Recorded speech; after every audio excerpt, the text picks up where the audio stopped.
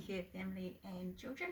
Today I thought for that time that I would read a story, The Smartest Giant in Town. I hope you enjoy it.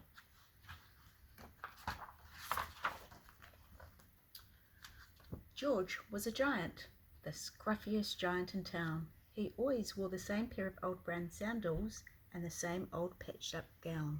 I wish I wasn't the scruffiest giant in town, he said sadly. But one day, George noticed a new shop. It was full of smart clothes, so he brought a smart shirt, a smart pair of trousers, a smart belt, a smart stripy tie, some smart socks with diamonds up the sides, and a pair of smart shiny shoes. Now I'm the smartest giant in town, he said proudly. George left his old clothes behind in the shop. He was about to go home when he heard a sound. On the pavement stood a giraffe. He was sniffing sadly. "What's the matter?" asked George. "It's my neck," said the giraffe. "It's very long and so very cold. I wish I had a long warm scarf." "Cheer up," said George, and he took off his stripy tie. "It didn't match my socks anyway," he said, as he wound it round and round the giraffe's neck. "It made a wonderful scarf." "Thank you," said the giraffe. As George strode towards home, he sang to himself, "My tie is a scarf for a cold giraffe, but look me up and down, I'm the smartest giant in town." George came to a river. On a boat stood a goat, who was bleating loudly. "What's the matter?" asked George. "It's my sail," said the goat. "It blew away in a storm. I wish I had a strong new sail for my boat." "Cheer up," said George, and he took off his new white shirt. "It kept coming untucked anyway," he said, as he tied it to the mast of the goat's boat. "It made a magnificent sail." "Thank you," said the goat. George strode on, singing to himself, "My tie is a scarf for a cold giraffe, my shirt's on a boat as a sail for a goat, but look me up and down, I'm the smartest giant in town." George came to a tiny ruined house. Beside the house stood a white mouse with lots of baby mice. They were all squeaking. "What's the matter?" asked George. "It's our house," squeaked the mother mouse. "It burned down and now we have nowhere to live. I wish we had a nice new house." "Cheer up," said George, and he took off one of his shiny shoes.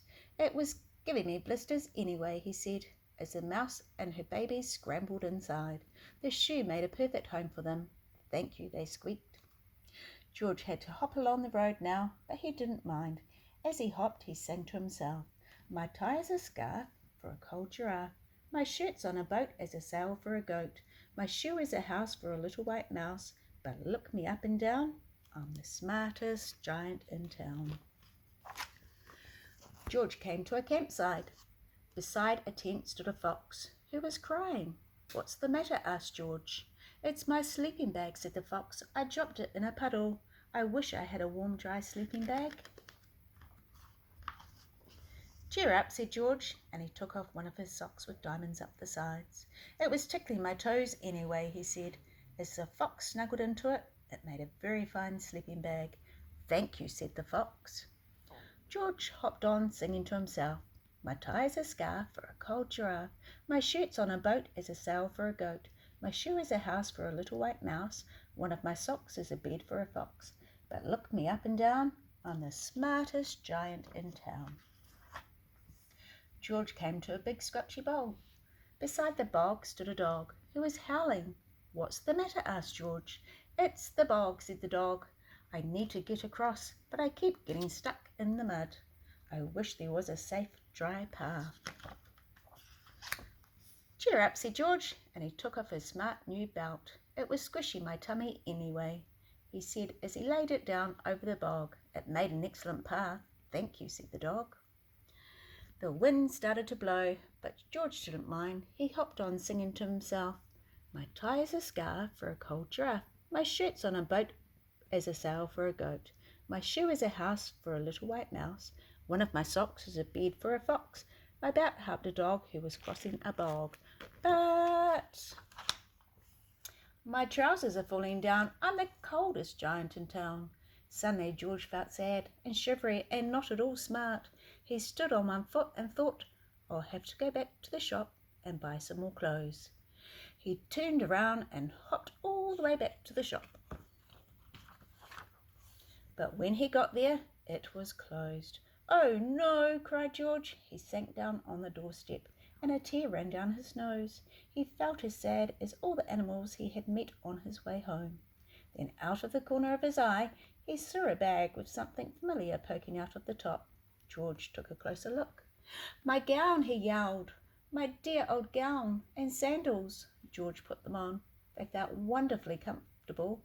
I'm the cosiest giant in town, he cried, and he danced back home along the road. Outside his front door stood all the animals he had helped. They were carrying an enormous present. Come on, George, they said, open it. George untied the ribbon. Inside was a beautiful gold paper crown and a card.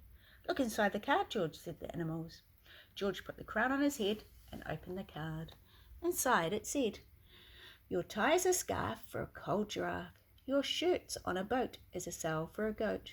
Your shoe is a house for a little white mouse. One of your socks is a bed for a fox. Your belt helped a dog who was crossing a bog. So here is a very fine crown to go with the sandals and gown of the kindest giant in town. The end. Hope you all have a great day.